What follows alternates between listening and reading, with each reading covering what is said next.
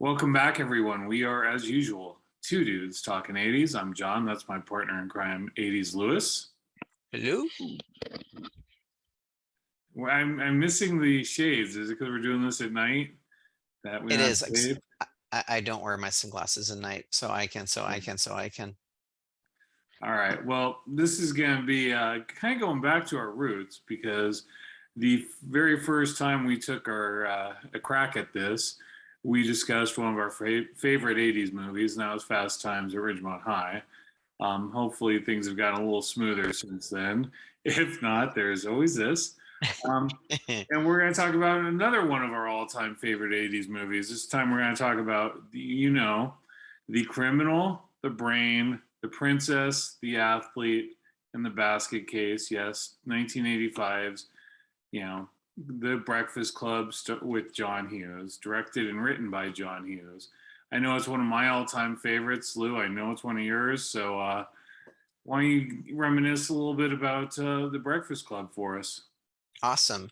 One thing that I didn't realize until maybe about 10 minutes ago was that Brian's father was actually played by John Hughes. I didn't realize he had any part in it whatsoever, other than his normal production of the movie.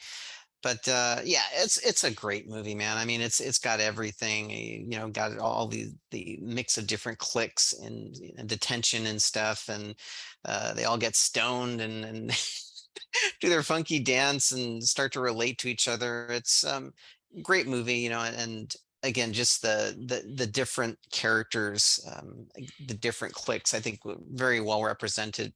And ultimately, in the end, I think the story that you come away with is that everybody under the covers is sort of the same. All right. Well, thank you guys for why. Oh, wait. I guess we gotta go a little bit longer than that. But very, very good. You should have been a movie critic. We could have, we could have been the next Siskel and Ebert. At least you could have. Um, one of the things you're talking about is things that you found out. I also discovered something recently, and I didn't know this. Is originally John Bender, the criminal, played so amazingly well by Judd Nelson. Do you know who he was originally supposed to be playing him? No. Probably one of our all-time favorite 80s actors, Mr. John Cusack. Oh, wow. So I guess John Hughes decided to go in a different direction. But could you imagine if John Cusack was in that role? We would have had to give him the title of King of the 80s because he would have been in everything. Wow. I can't picture him in that role, and obviously if he had been initially in it, we would know no difference. But Judd Nelson did such a great job in that. I mean, he nailed it. I, I love John Cusack. I can't see him doing a better job than that. No, I think Judd Nelson kind of made that role his own, and we can't imagine anybody else in doing the fist pump at the end of the movie. Which, by the way, that also wasn't scripted. They asked, Judd Nelson to walk away, and he decided to do that, which is crazy because you think of, the image, and that's like one of those standout '80s images where, the character of John Bender is walking on the football field, pumped his fist in the air, and the movie ends, and you're just like, wow, that's just such a iconic image. Sorry, everyone. I decided late that I was going to do this because it's been a rough week, and I didn't even bother to tell Lewis. So he's not prepared. So he's drinking with me in spirit.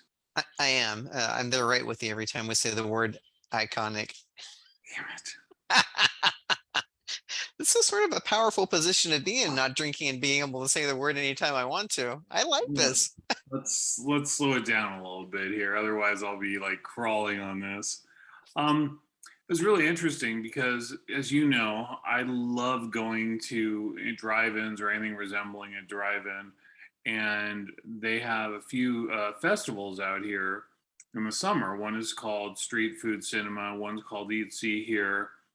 Great events. They usually, have food trucks. They have a band, and they, play a movie. They could play anything from a current movie to a classic. And a few years back, they were showing The Breakfast Club. Okay. And so I made Jake, my son, go see The Breakfast Club with my wife and I because I thought it was important for him to see such an amazing 80s movie. His favorite movie of all time is actually Back to the Future. So he's not opposed to the greatness that is the 80s. All right. But I thought it would be, he was at the right age at that time. I thought it would be really good for him to see it. So they had the band perform and they had taken down the equipment from the band. And you can tell it was about time for the movie to start. I'm super excited. Even though I've seen it, a million times, I can't wait to see it again. And right before they start the movie, they say, ladies and gentlemen, please welcome Judd Nelson. Wow. Judd Nelson came out and started talking about the movie. He wasn't advertised as being there. It just was one of those things where he just showed up and started talking about the movie. And one of the stories he talked about that I really remember is I guess they had gotten the cast together to kind of like a bonding dinner before filming at John Hughes's house. And John Hughes had arranged this and everything. And I think if I remember correctly, he said it was Emilio Estevez was sitting there. And he says, "Hey, what's this on the table?" And he said, "Oh, those are early, drafts of the Breakfast Club script." He goes, "Do you mind if I read them?" He goes, "No, knock it out. Go for it. Whatever."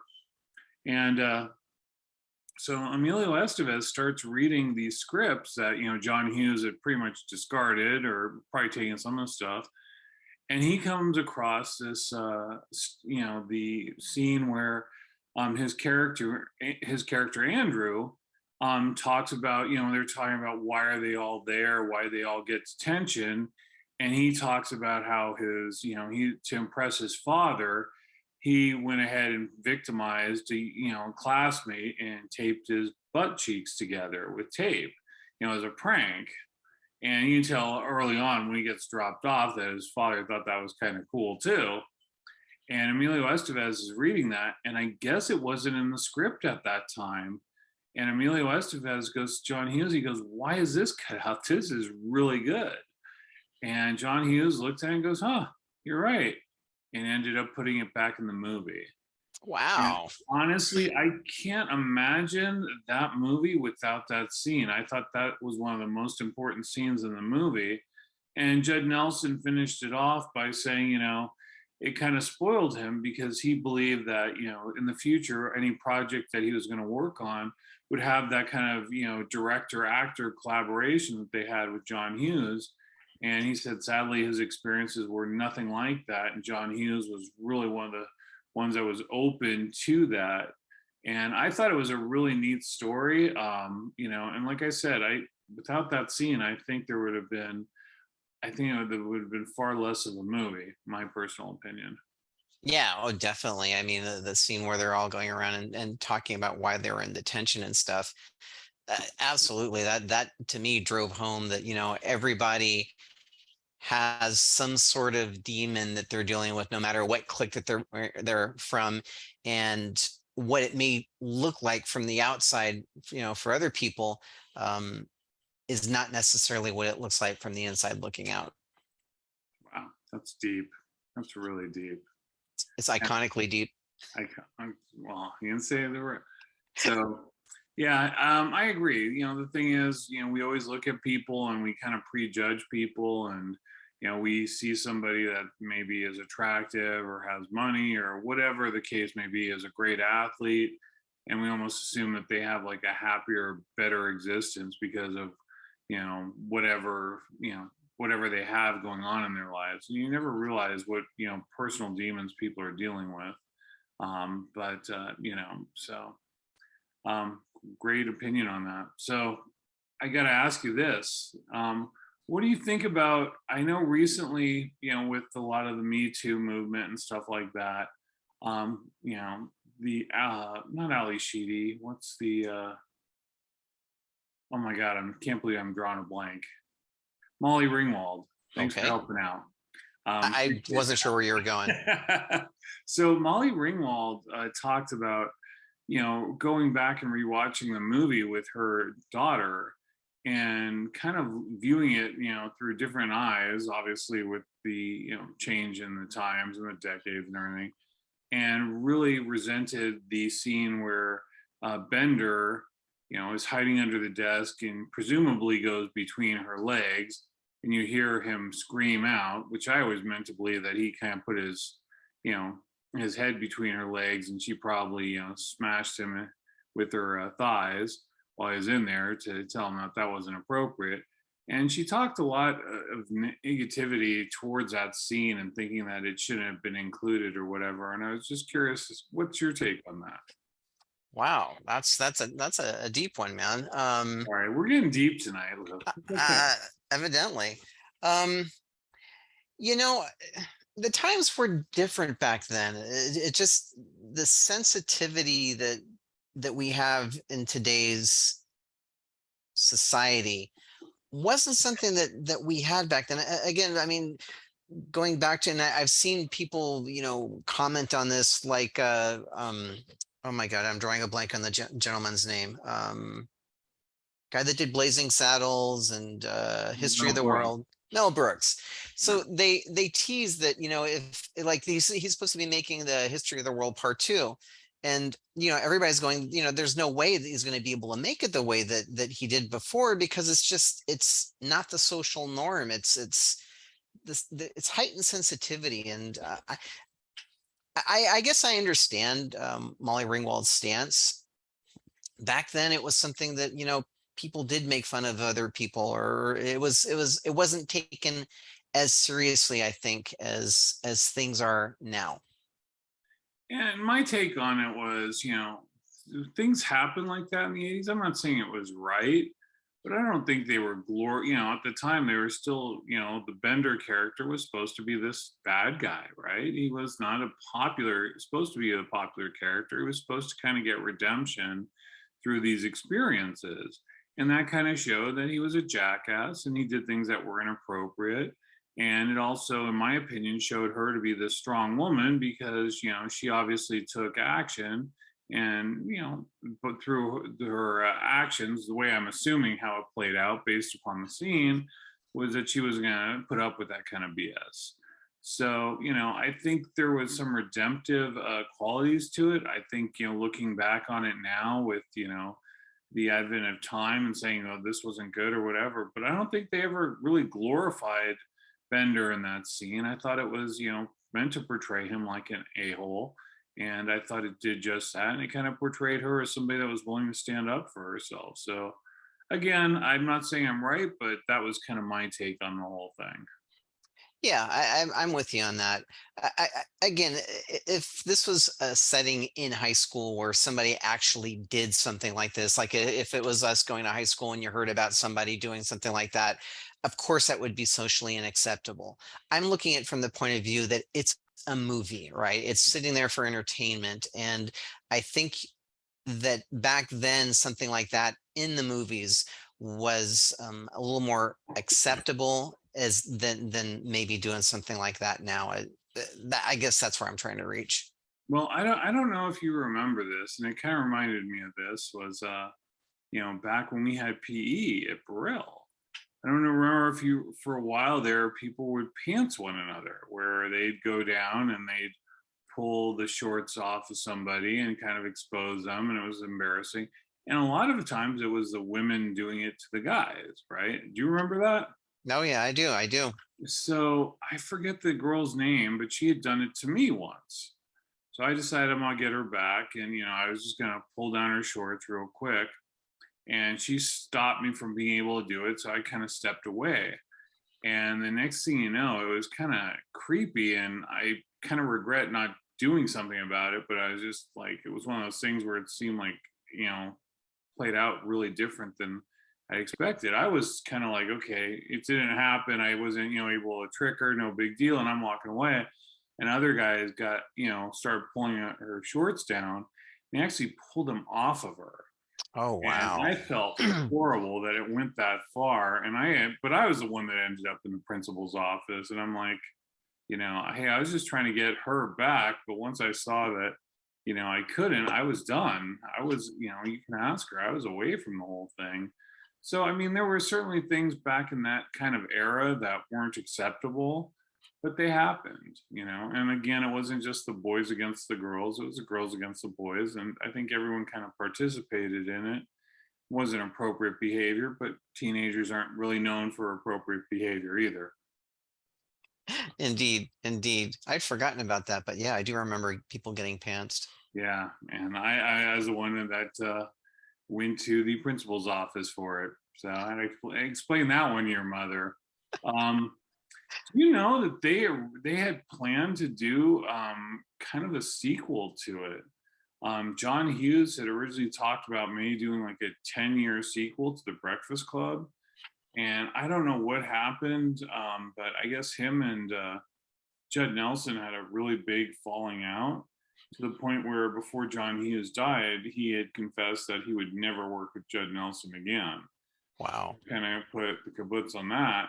But there was a plan that they were going to kind of revisit where they all were 10 years later. And it just makes me wonder like what possibilities would have been there.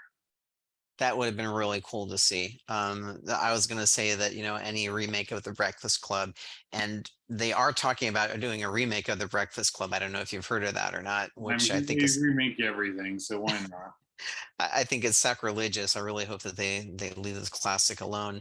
But having something like that, where you see where each of them have gone, yeah, within the last 10 years or so, that would have been pretty neat. That would have been really cool, actually. Yeah, it would have been interesting to see what they did with the take on it.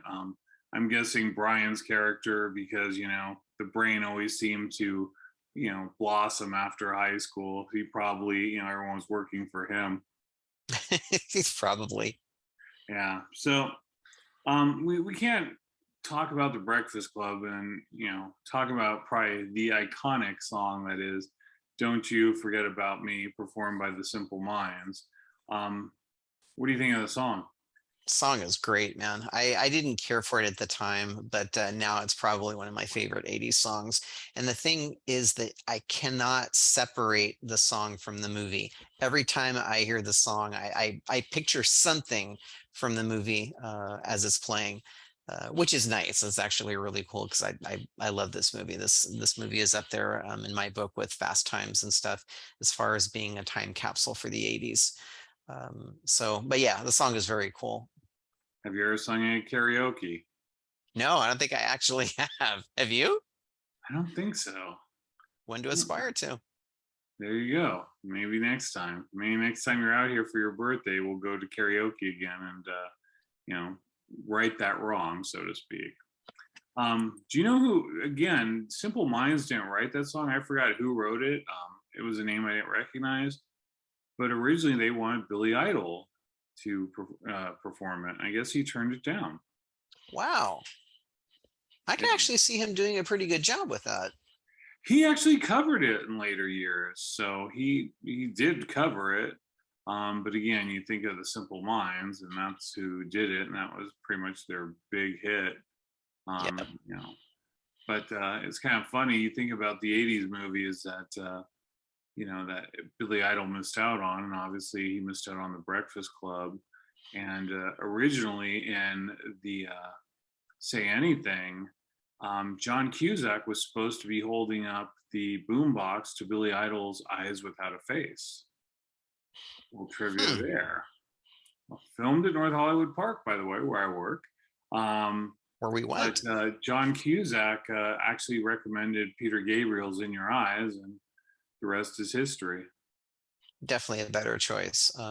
Eyes Without a Face would not have had the same impact, at least lyrically, as Eyes Without a Face, in my opinion. I would completely agree. I'm glad they chose not to do it. So let me ask you. I mean, we had five really amazing characters.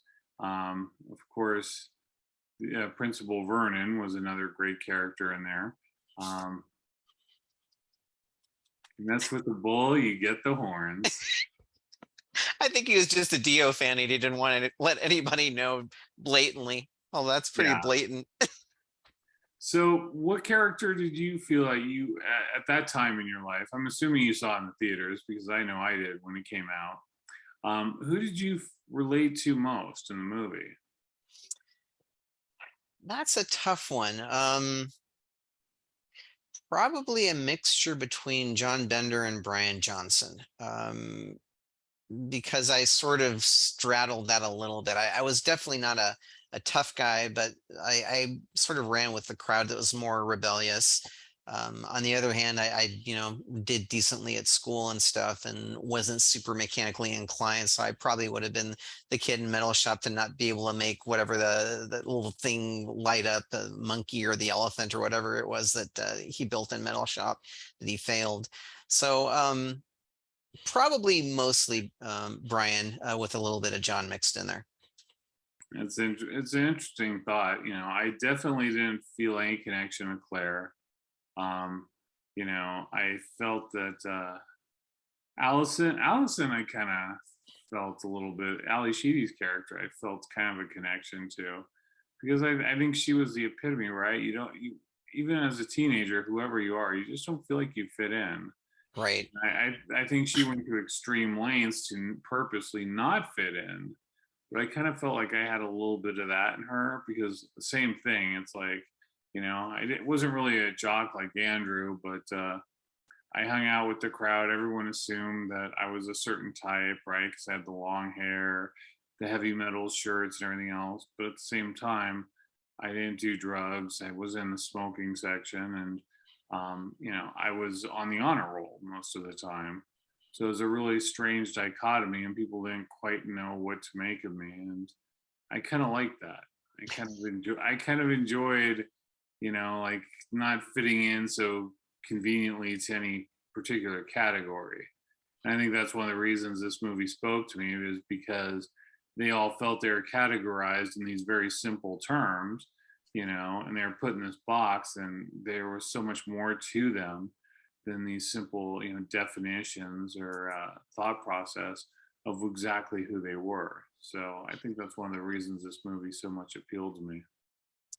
Let me ask you something, John. What is one of your favorite scenes from the movie? Wow. There's a lot. Obviously the ending, where he raises his fist and you hear Simple Minds is great. Um, I love the fact that they all were talking about why they were there. There were big reveal of why all of them got in trouble and had to be in detention. Um, but I think the one that really just resonated with me at the time was when you could see it kind of changed the character for me of Bender, right? When he just starts arguing with Principal Vernon, or is it principal or vice principal? I'm not sure. My name is vice principal, but he starts arguing with them, and he keeps adding to his detention.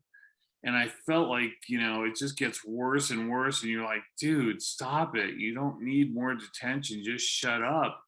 But he was so frustrated by with what was going on that he couldn't keep his mouth shut. And you're like sitting there, it was such a great scene, because you could feel like, I get it, he's upset, but please stop doing it. All Stop right. doing the tensions. And I wouldn't say it was my favorite scene, but in a lot of ways I felt like that was the most powerful scene, and that stuck with me probably the most.